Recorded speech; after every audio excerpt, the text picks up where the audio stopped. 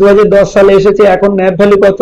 এখন 169 টাকা, 169.44 কত টাকা আছে এখানে? 65,922 কোটি টাকা আছে এখানে। তাহলে এই ফান্ডের কিন্তু, যেটাও ইকুইটি ফান্ড, 1 বছরের মধ্যে তুললে 1% লোড কাটবে, মানে লোড চার্জ কাটবে। তাহলে চলুন এই ফান্ডের রিটার্নটা একটু দেখে নিই, যে কেউ যদি পারফরমেন্সটা দেখি ফান্ডে, যে লামসামে কেউ যদি 10,000 টাকা দিয়ে থাকে 1 বছর আগে, তাহলে এখন সেটা 9,500 টাকা।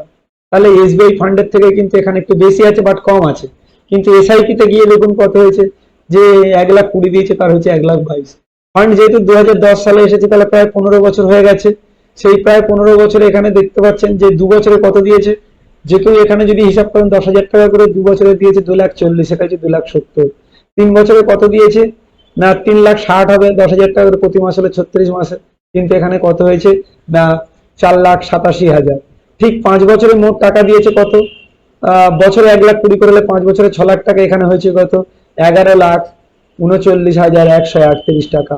ঠিক 10 বছরে আমি এই ফান্ডটাতে কত, আমরা যদি কেউ করে থাকি 10 বছর আগে, তাহলে 10,000 টাকা করে যদি প্রতি মাসে দেওয়া হয়, তাহলে এখন মোট টাকা দেওয়া হয়েছে কত? 12 লাখ টাকা। সেই 12 লাখ টাকার পরিমাণ কত হয়েছে? 41,21,797 টাকা। এইভাবে ফান্ডটা কিন্তু রিটার্ন দিয়ে আসছে। যদি লক্ষ্য করেন যে ফান্ডের শুরুর ডেট কবে ছিল, দেখুন 16ই নভেম্বর 2010। টাকা দিয়েছে কত? 18 লাখ টাকা মাত্র পে করা হয়েছে। আর যেখানে মার্কেটে রিটার্ন দিয়েছে কত? 1,29,32,470 টাকা। তাহলে এইভাবে মিউচুয়াল ফান্ড থেকে আমরা রিটার্ন পেতে পারি। এই ফান্ড কিন্তু সেই রিটার্ন দিয়েছে।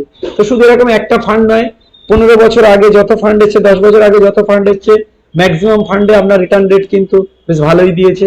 মার্কেট, ইন্ডিয়ান মার্কেট খুব ভালো মার্কেট, এবং ভবিষ্যতে খুব ভালো। ভারতবর্ষ 2047 সালে 100 বছর পূর্তি উপলক্ষ হতে চলেছে। সেই উপলক্ষে মার্কেট কিন্তু আরো উপরের দিকে যাবে। আপনারা শুধু লক্ষ্য ফিক্স করুন যে আমি মিউচুয়াল ফান্ড বা আমি মোট কত টাকা লিকুইড ক্যাশ বানাতে চাই। আপনি যে লিকুইড ক্যাশের পরিমাণ বানাতে চান, সেটা 10 লাখ না 50 লাখ না 1 কোটি, তাহলে আপনি বুঝতে পারছেন 10 বছর ধরে 10,000 টাকা দিলে আপনার 40 লাখ হচ্ছে। আর সেখানে 15 বছর ধরে এই একই স্কিম কন্টিনিউ করলে আপনার 1 কোটি প্রায় 30 লাখের মতো হচ্ছে। তাহলে আপনি 1 কোটি চান না 50 লাখে আপনার টার্গেট শেষ করতে চান? তাহলে 50 লাখ যদি চান, তাহলে 10 থেকে 12 বছরে 10,000 টাকা করে দিলেই যথেষ্ট।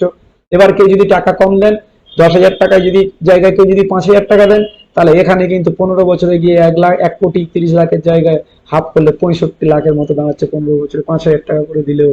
তাহলে আপনি আপনার টার্গেট ফিক্স করুন। আমি আপনাকে বলতে চাই, যা দিনের, যার ইকোনমিক্যালি যে টাকার দর যেভাবে পড়ে যাচ্ছে, তো আমরা প্রত্যেকে যদি ডিসিশন নিতে পারি যে আমরা 1 কোটি টাকা বানাবো, তাহলে আমাদের কিন্তু সেইভাবে এসআইপি শুরু করতে হবে। আমরা লামসামের থেকে এসআইপি কে বেশি পাওয়ারফুল মনে করছি, এবং মিউচুয়াল ফান্ডে সেইভাবে কিন্তু আমরা রিটার্নকে দেখতে পাচ্ছি।